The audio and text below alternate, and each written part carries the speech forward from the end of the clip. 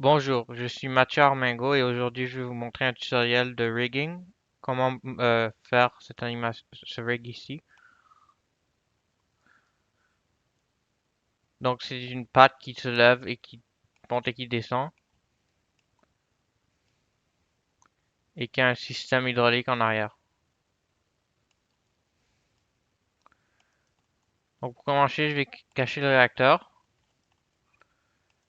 Je vais aller à la frame 1, je vais faire Edit, Delete Keys, Delete Keys. C'est juste pour démontrer l'animation. Maintenant, je vais aller sur un modèle qui a aucune animation et je vais vous montrer comment le faire le rig.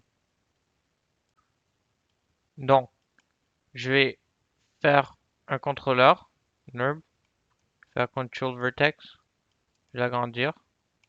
Ensuite, je vais mettre CTRL G dans un groupe, comme et ça, je bouge sur le groupe quand je viens snapper. Et pour que le groupe ait des valeurs, mais que le NURB ait rien. Donc là, comme vous allez voir, j'ai déjà un NURB ici. Donc j'ai supprimé ce groupe. Je vais me servir de ce NURB. C'est pareil pour les locators. Ce que j'ai fait, c'est que j'ai été dans Create Locator. Et je suis venu les snapper euh, là où je les ai besoin. Par exemple, ici, je les ai besoin un en avant du pied, un en dessous du système hydraulique et un au-dessus. J'en ai aussi mis un ici, qui est un peu caché, et un ici, pour que quand je monte celui-là, je vais montrer ici, quand je monte celui-là, ça suive la, le tuyau ici. Donc j'ai commencé avec, j'ai sélectionné le volet. Ce que j'ai fait ici, c'est que j'étais dans donc Translate Y. Là, j'ai inversé la sélection. J'ai été faire Lock and Hide Selected.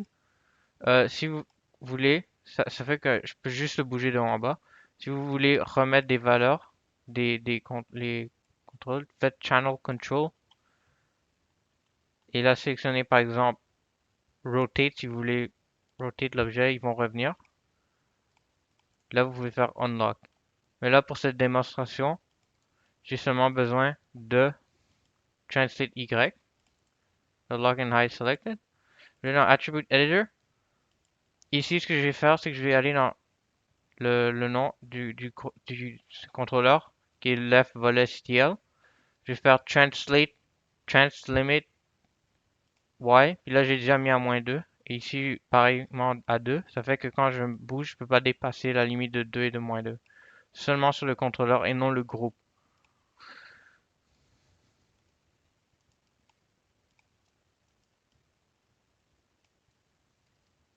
Maintenant, je vais aller dans le tab d'animation. Key, Set Driven Key. Shift-click, Set. Là, j'ai déjà fait un test, donc je connais les valeurs, mais il va falloir faire des tests. Ce que j'ai fait, c'est que j'ai placé mon pivot, mon point de pivot, donc en faisant D, en haut, ceci à côté. Comme ça, quand je vais l'animer, il tournera comme ça, des deux côtés. Donc là, j'ai sélectionné mon contrôleur, je vais faire Load Driver, là mon mesh, Load Driven, parce que c'est ça qui contrôle le mesh du volet. Là, ce que j'ai besoin, c'est quand je fais Translate Y, comme ici par exemple, je veux que allant de 0 à -2, ça se ferme. Donc je m'assure qu'il est à 0. Là, j'assure que lui aussi est à 0. Là, lui, si je tourne, c'est la valeur de Rotate Z qui tourne. Donc je vais aller faire Rotate Z. Là, je fais Key. Assurez-vous qu'il est vraiment en position neutre. Vous faites Key. Maintenant, ce qu'on va faire, c'est un autre Key. Un autre Driven Key sur le même objet. Donc lui, je vais le descendre à -2. Et là, ici, Rotate Z, je vais mettre 70. Non, -70. Donc il va falloir faire des tests. Moi j'ai déjà testé, mais à -70 ça se ferme complètement. Là je vais faire Key. Donc maintenant, quand je fais l'animation, allant de 0 à -2, il se ferme. Je vais faire pareil de l'autre côté, sauf que la valeur va être légèrement différente.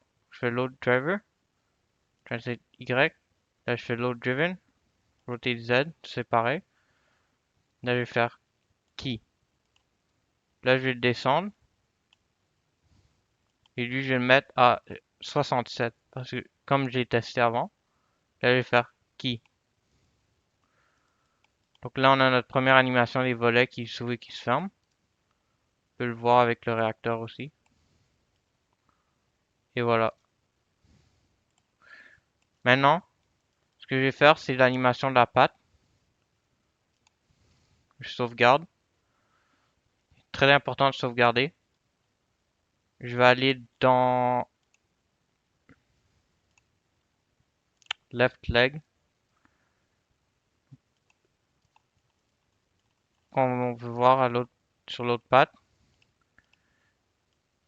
Quand j'ai mis un décalage, donc quand je suis à 0, à -2, les volets se ferment. Donc le -2 à 1, à 0. -2 à 0, les volets se ferment, s'ouvrent. Et là, la patte allant de 0 à -2, environ -2, la patte, elle vient se mettre en place.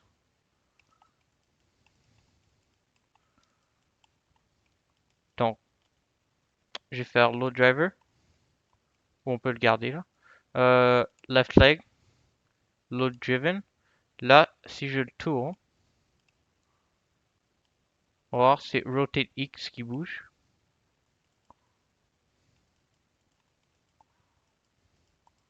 Ouais, assurez-vous que c'est vraiment à 0. Dans mon cas, je pense pas que c'est... Ouais, 0.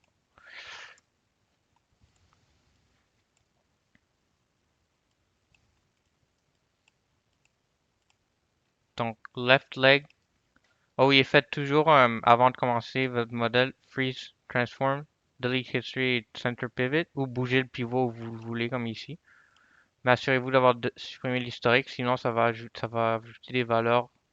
Oui, ici par exemple, je l'ai mal fait, j'ai mis un scale, mais c'est pas trop grave parce que je compte pas scaler le rig. Mais en général, être certain d'avoir fait delete history puis freeze transform. Maintenant, je vais aller, enfin, je vais prendre ça, translate Y, et ici, comme on a vu, c'est rotate X. Donc, je sélectionne ma patte, rotate X, et quand le contrôleur est en haut, la patte elle est baissée, donc je vais faire key. Quand c'est à 0 comme ça, je veux que ma patte, elle soit à un angle 90 degrés, comme ça. Là, je vais faire key. Maintenant, on a notre première animation. Ça se ferme, s'ouvre, la patte descend. Là, pour le moment, je l'ai laissé en haut. Maintenant, je vais aller dans le menu rigging, juste pour avoir les constraints. Je vais décocher ce menu et je vais le placer ici. Donc, une chose qui marche bien avec les driven keys, c'est les aim constraints. J'ai caché ce menu pour l'instant. Donc, j'ai déjà créé un locator, mais si vous en avez pas, vous pouvez le faire. Et ce qui va arriver, c'est que je prends, sélectionner le locator et ensuite le mesh. Et là, je vais faire aim, reset, et je vais venir cocher maintain offset. Donc, ce que ça fait, c'est que quand je bouge le locator, ça suit.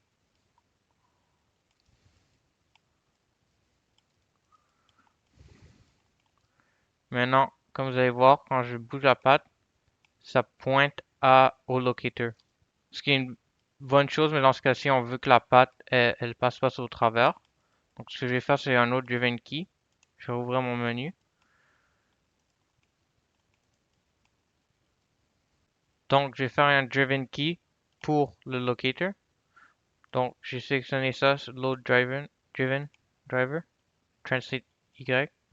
Là, load driven. Et là, ça va être aussi translate Y parce que je veux qu'il monte quand la patte monte. Je vais aller en vue de côté. Là-bas, j'ai déjà la valeur, juste regarder c'est quoi quand il est au maximum. Là, j'ai ce chiffre, je vais CTRL-C, copier.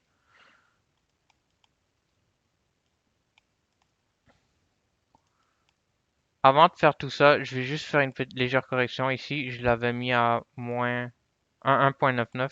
Je vais faire pareil ici.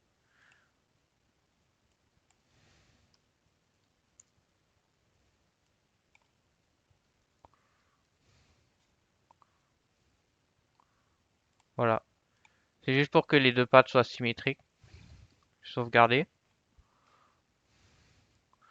Ouais, c'est une grosse scène, donc ça prend un peu de temps pour sauvegarder. Là, je vais le remettre en haut. En bas, je veux dire. Vers la patte. Je vais prendre mon locator. Je vais faire key. Là, je vais le descendre en bas. Et je vais, pour que la patte soit bien alignée. Et je vais faire key. Maintenant, une belle animation de la patte qui monte et qui descend. Et qui se ferme. Euh, je pense que c'est tout pour les driven keys. J'ai fermé le menu pour l'instant, en tout cas. Sauvegarde. Là, il y a un locator que j'ai mis dans mon groupe de left leg. C'est parce que je voulais que quand qu'il bouge avec. Parce que s'il bouge pas avec, il va se décoller. Je vais aller dans right leg qui est de l'autre côté, juste pour vérifier quelque chose. Là, j'ai mis mon aim constraint là, allant jusqu'au hidden piston qui est celui-là. C'est comme ça que j'ai renommé mon locator. Donc, ce que je vais faire, c'est que je vais venir ici, sélectionner ce locator et mon hidden piston locator. Et je vais venir faire un aim constraint avec maintain offset et je vais faire add. Là, je vais faire la même chose, je vais sélectionner l'autre, lui en haut, et je vais sélectionner lui en bas. Je vais refaire la même chose. On peut faire G aussi sur le keyboard. Là, ça fonctionne. Donc là, ce qui va arriver, c'est que quand je tourne, vous allez voir que le locator d'en haut, il bouge avec, lui d'en bas. Ben, lui dans la patte, il se pointe l'un à l'autre. Là, ce que j'ai fait, c'est que j'ai fait un parent constraint ici.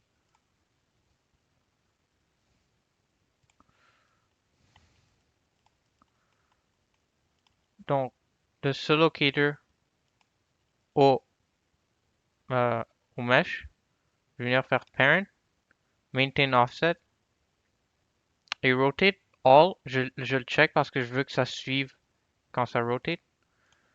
Maintenant, comme vous allez voir, ça suit et il vient se replacer le plus près possible du locator. Donc c'est pas parfait parce que le locator est pas situé dessus, sur le dessus, mais ça fonctionne bien juste pour le rediriger et de toute façon on le voit pas. Donc ça fonctionne assez bien. En gros, c'est le même concept pour le système hydraulique, c'est juste un peu plus compliqué. Bon, maintenant, j'étudiais ce que j'ai fait ici pour l'autre patte. Donc, je vais prendre, je veux que quand je fasse mon système hydraulique, que ce bout soit attaché ici, en bas, et que ça s'ouvre comme ça. Donc, je vais prendre le mesh au locator, je vais venir faire un parent, maintain offset, check, pour qu'il suive, que ça suive. Par contre, rotate, je vais le décocher. Vous allez voir pourquoi. Je vais faire add.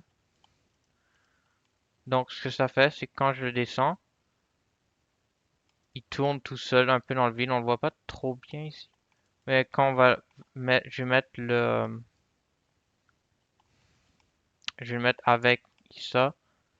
On le verra. Là, je vais faire la même chose en haut. Je vais prendre le mesh que je veux qu'il tourne. J'essaierai d'avoir le bon. Je pense que c'est lui. Ensuite, le top piston. Et je vais faire la même chose. Parent, c'est-à-dire sans rotate ici. Maintenant, je vais faire quelque chose. Je vais sectionner l'un à l'autre. Comme tout à l'heure, je vais faire aim avec les settings de base. Je vais faire de lui à lui, la même chose. J'ai. Euh,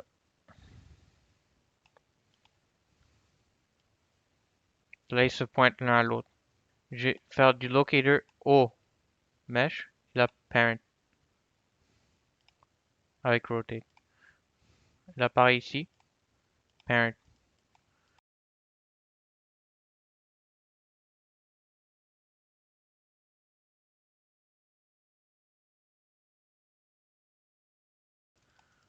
Et delete keys ne delete pas les driven keys. Donc maintenant, je voulais vous montrer comment faire un rig pour le canon. Donc j'ai fermé ça. Je vais refaire les autres jambes par moi-même plus tard. Je me suis rendu compte en faisant le tutoriel qu'en fait on n'a pas besoin d'orient constraint entre les deux. Souvent ce qu'on fait c'est qu'on fait des orient en rig, on va mettre des orient constraints entre les deux meshes pour qu'ils se suivent l'un et l'autre quand on le bouge comme ça. Mais là c'est peut-être pas nécessaire parce que il bouge seulement de façon unilatérale, c'est-à-dire de façon droite. Ça peut peut-être améliorer un peu le rig. Euh, par exemple, ici, il n'est pas parfaitement centré, mais ça, c'est une erreur de modeling, je pense. Donc, je vais cacher les pattes pour l'instant. Les volets. Cacher tout ça. Et je vais ouvrir mon châssis Milo. Oh. Et je vais juste temporairement dans émission. Enlever l'émission. Je vais le remettre, c'était à 30. Maintenant, ce que je vais faire, c'est que je vais aller en mode face. Oh oui, j'avais fait une ville, donc quand je zoome, c'est un peu loin. Juste m'assurer que le canon. Donc j'ai déjà séparé en groupes. Donc j'ai par exemple ce groupe et j'ai les deux ensemble. Et là j'ai le groupe dans son ensemble. Pareil en bas. J'ai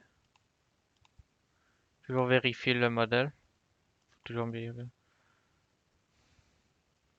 Là j'ai juste ce bout. Et puis ça, voilà. Je vais m'assurer que le modèle est bien centré.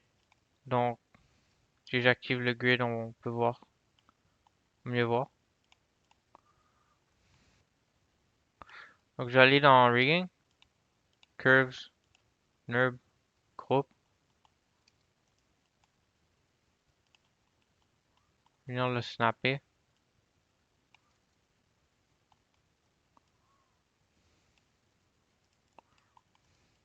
Je peux l'isoler.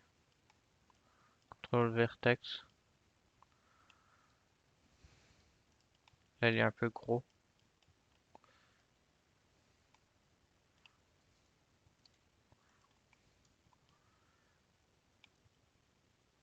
Je vais vraiment j'essaie de le centrer le plus possible.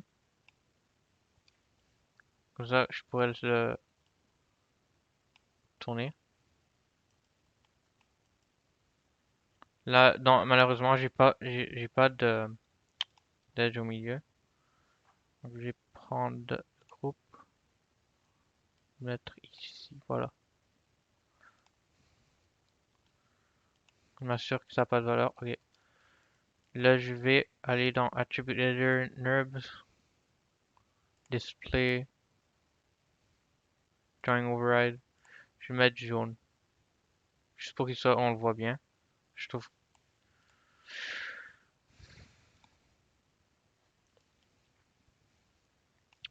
Je vais dupliquer le groupe. Je vais faire une rotation. Je vais faire une rotation. Et je vais le mettre.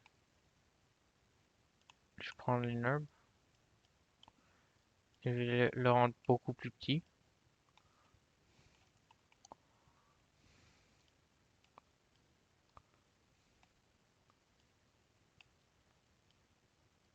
Quelque chose comme ça.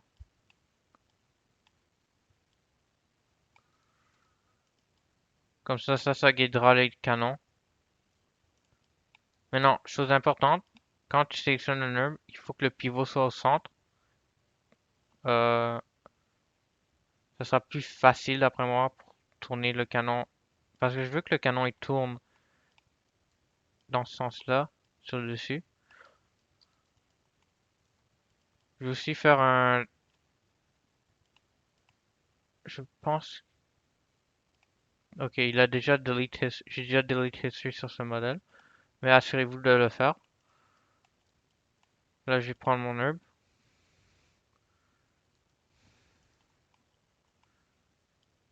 Et je vais placer le pivot au centre.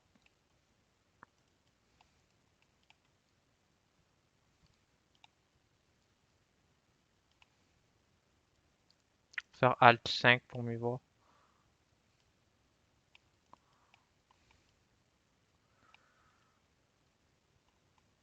Donc, quand je vais faire la rotation du nerf, il va tourner comme ça.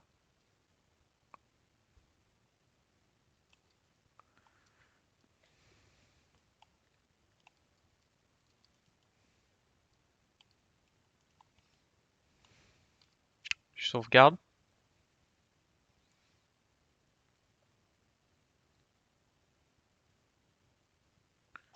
Là, je vais aller en Rig, Constraint.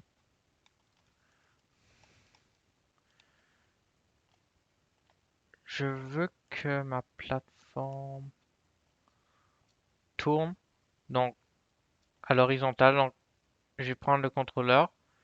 Euh,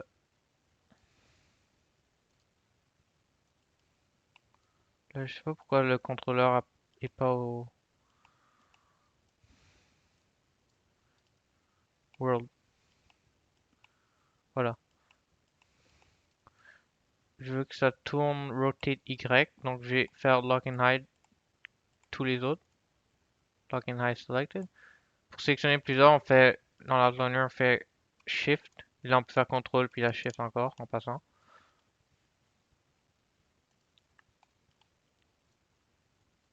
Donc là, il tourne comme je le veux.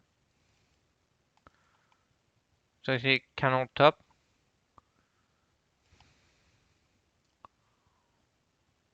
Parent, non. Le nerf et ensuite le canon. Donc maintenant, je peux tourner le canon en sélectionnant le nerf. Là, je vais faire groupe. Non, le nerf. Et là, le groupe. Faire parent. Là, je peux le tourner autour comme je veux. Moi, je veux seulement qu'il aille à la verticale comme ça. Donc, ce que je vais faire, c'est que je vais venir et je vais changer. Je vais garder Rotate X. On peut aussi enlever Visibility. Moi, j'aime le garder. Mais c'est pas important. Un moyen simple de corriger ça, c'est juste de mettre ce nerf, le groupe du nerf et le parent. Ça, quand je tourne, tout le canon tourne. Et ensuite, je peux venir bouger comme ça. Et la bouger comme ça. Important de renommer. Là, je vais le faire. Je vais renommer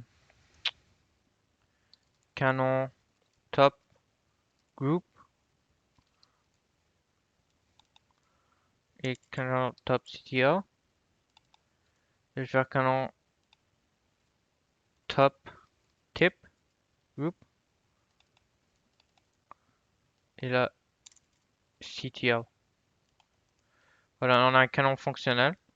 J'aurais pu également faire qu'on puisse reculer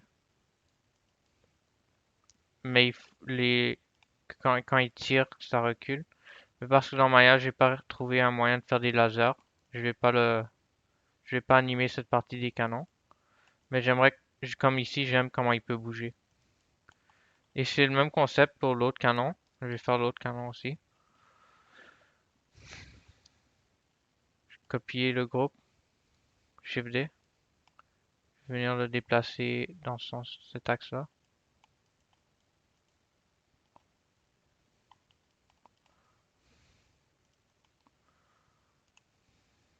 Add 5. Oh là, j'ai beaucoup de géométrie.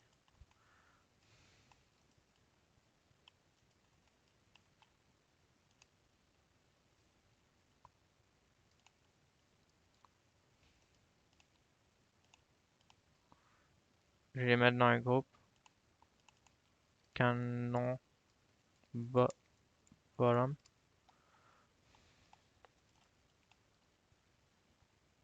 Par un herb. Groupe. Attribute du jaune aussi.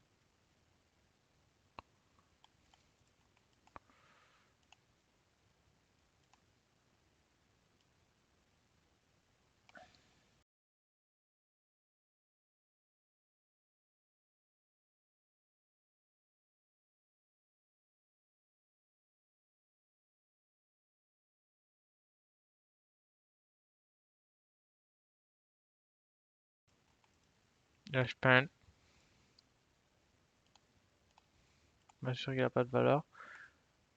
Là, si je me souviens bien, c'est rotate.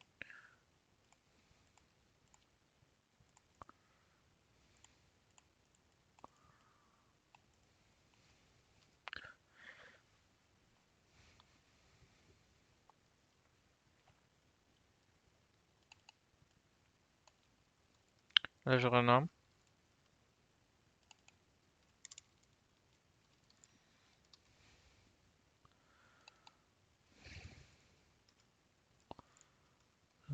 Tip group.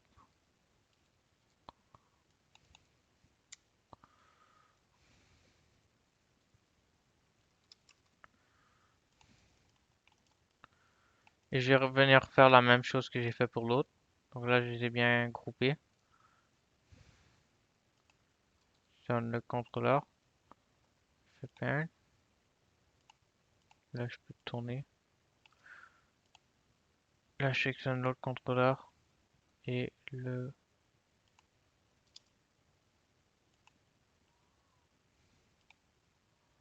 paint. Ah, j'ai oublié une étape. C'est de mettre le pivot au centre. C'est très important.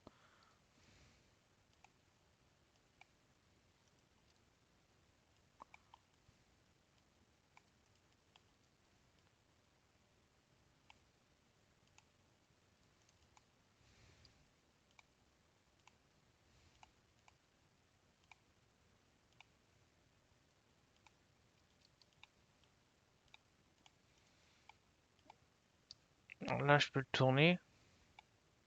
Et en théorie, je peux... Ouais, voilà. Et un dernier truc. Dans ce tutoriel, je me suis pas servi de joint, mais sachez qu'on peut s'en servir également. Si je fais... si on a on peut faire aussi des eye key handle pour des bras mécaniques. Et c'est le même concept. Il faut faire des contrôleurs, le eye key handle, et ensuite mettre des constraints, des aim constraints, et là on peut bouger les bras. Merci de m'avoir écouté. J'espère que vous avez aimé ce tutoriel et merci beaucoup.